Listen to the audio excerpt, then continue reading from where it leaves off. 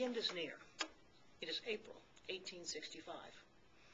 The country has been involved in a bloody civil war that has carried them across the last 4 Aprils. General Robert E. Lee, Confederate General of the Army of Northern Virginia, is camped just outside of Richmond. Just a few days before, President Abraham Lincoln, the President of the United States of America, actually walked the streets of the conquered city, Richmond. General Ulysses S. Grant, the commander of the Union Army, is camped outside of Appomattox Courthouse. On April 7, 1865, the final dance, the final drama of this war will play out in a series of communications between Lee and Grant. The primary source documents have been saved historically and will be examined today by students of American history. Watch as we go to the story and watch it unfold in 21st century terms, as students take on the role of the generals and the surrender will finally be negotiated. Headquarters, Armies of the U.S., 5 p.m., April 7, 1865. General R.E. Lee, commanding CSA.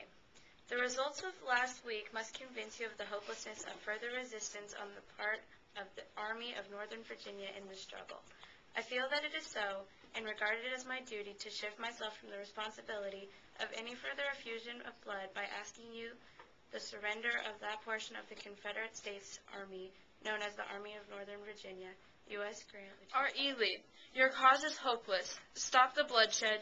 Please give up. April 7, 1865. Lieutenant General U.S. Grant, commanding armies of the United States.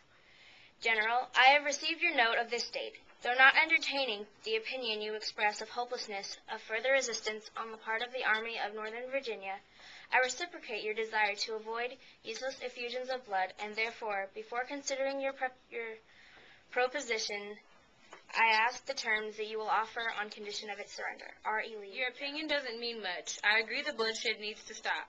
Before making your decision, explain. April 8, 1865, General Robert E. Lee, commanding CSA.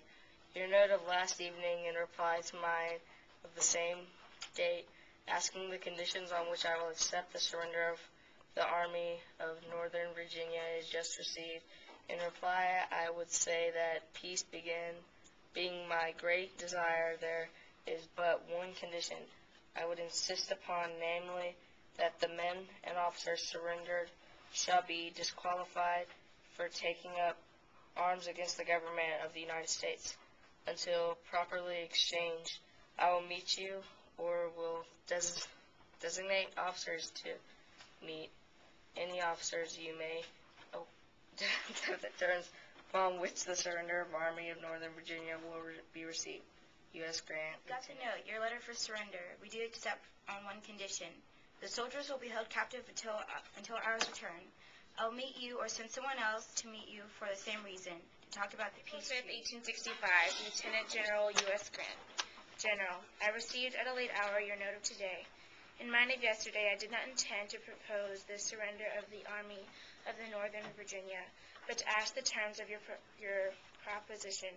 To be frank, I do not think the emergency has arisen to call for the surrender of its army, but as the restoration of peace should be the sole object of surrender of the Army of Northern Virginia, but as far as your proposal may affect the Confederate States forces under my command and tend to the restoration of peace, I shall be pleased to meet you at 10 a.m. tomorrow on the old stage road to Richmond between the picket lines of the two armies.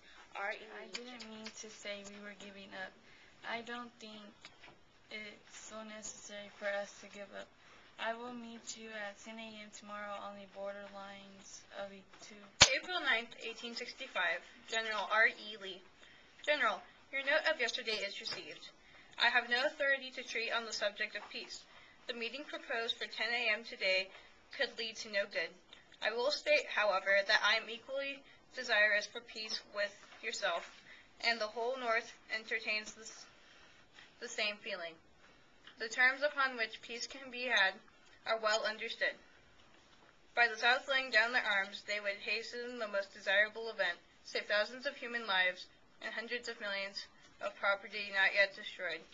Seriously hoping that all our difficulties may be settled without the loss of another life, I subscribe myself, etc.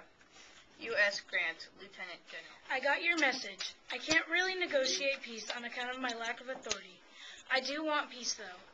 The Southern surrender would make the saving of lives and property faster. Hoping to settle this soon, I received your note of this morning on the picket line. Whether I had come to meet you and ascertain definitely what terms were embraced in your proposal of yesterday with the reference to the surrender of this army. I now ask an interview in accordance with the offer contained in our letter of yesterday for that proposal. R.E. Lee. Headquarters Army of Northern Virginia, 1865. Lieutenant General U.S. Grant. I got your message. I plan to meet you and determine what terms are accepted in your proposal and to surrender. I would like to meet you and talk about your offer from yesterday. R.E. Lee. April 9th, 1865. Lieutenant General, U.S. Grant. I received your letter this morning at the guard line regarding the surrender. I would like to talk to you personally about the surrender. 1865. General R.E. Lee, commanding CSR. Your note of this date is but this moment at 1:55 a.m. received in consequence of my having passed from the Richmond and Lynchburg Road to the Farm Bin and Lynchburg Road. I am at this writing about 4 miles west of Walker's Church and will push forward to the front for the purpose of meeting you. Notice sent to me on this road where you wish the interview to take place when meet me. U.S. Grant. Got your note today at 1:50 a.m. I'll meet you past Walker's Church.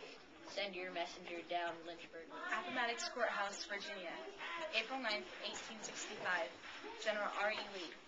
General, in accordance with the substance of my letter to you of the 8th instant, I propose to receive the surrender of the Army of Northern Virginia on the following terms, to wit: rolls of all the officers and men to be made in duplicate, one copy to be given to an officer to be designated by me, the other to be retained by such officer or officers as you may designate.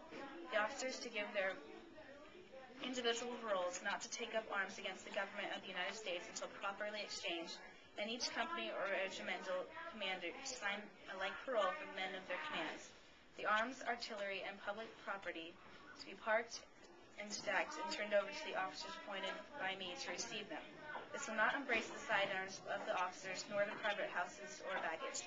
This done, each officer and man will be allowed to return to his home, not to be disturbed by U.S. authorities, so long as they observe the paroles and the laws in force where they may reside. U.S. Grant.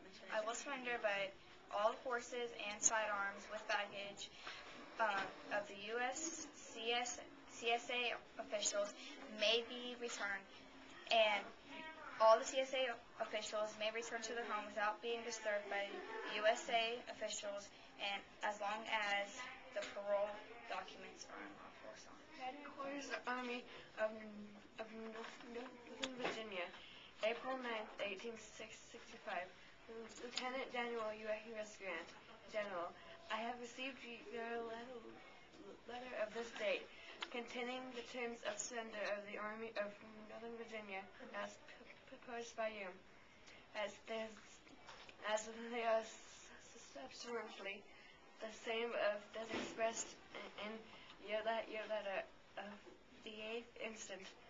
They are accepted. I will proceed to designate the proper officers to carry the stipulations into effect. R.E. Lee, General.